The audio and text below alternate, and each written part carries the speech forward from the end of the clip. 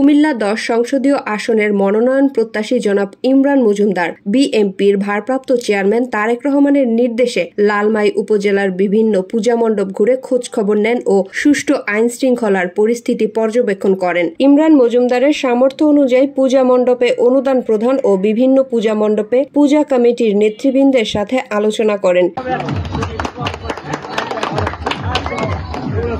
সারা বাংলাদেশে আপনারা যে শারদীয় দুর্গোৎসব পালন হচ্ছে তারেক রহমানের নির্দেশ, সারা বাংলাদেশে আমাদের ছাত্র দল বলেন, যুব দল বলেন, স্বেচ্ছাসেবক দল বলেন, সবাই কিন্তু কঠোর নিরাপত্তার দায়িত্বে আছে সারা বাংলাদেশে। আপনারা খবর নিয়ে দেখেন, অবশ্যই আপনাদের কাছে নিউজ আছে, যেটা আপনাদের সংগঠন আছে সারা দেশে।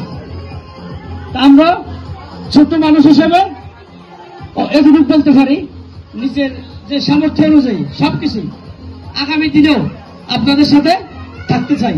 যদি আপনারা প্রয়োজন মনে করেন অবশ্যই।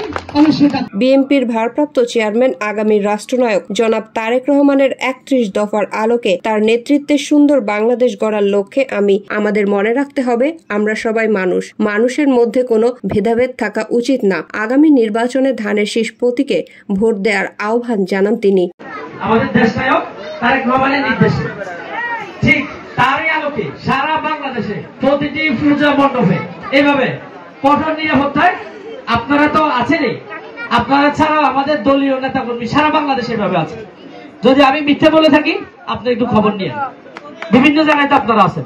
ঠিক এইভাবে আগামী দিনে আমি আমার সামর্থ্য অনুযায়ী যাই কিছু পারি, সামর্থ্য অনুযায়ী কিন্তু চেষ্টা করে যাবো আপনাদের পাশে। ইমরান মজুমদার আরো বলেন, আগামী নির্বাচনে ধানের শীষ প্রতীকে ভোট দেওয়ার আহ্বান জানাই এবং আপনাদের পাশে থাকার সুযোগ চাই, অত্র এলাকার জনগণের সেবা করার সুযোগ চাই। আমরা চাই যেটা আমাদের দেশটা তারেক রহমান দেশনেত্রী খালেদা জিয়া আছেন, বিএনপি মনোনীত আমাদের আপনাদের কাছে একটু চাওয়া আর কি, আমাদের ধানের শীষে যেটা আগামী ফেব্রুয়ারিতে নির্বাচন, একটু অবশ্যই ভোটও দিবেন, তার সাথে সাথে ৩০ সেপ্টেম্বর ২০২৫ লালমাই উপজেলার বিভিন্ন পূজা মণ্ডপ পর্যবেক্ষণ করেন জনাব Imran Majumdar. Mali Ahmed Payel, news Republic Bangla, desk report.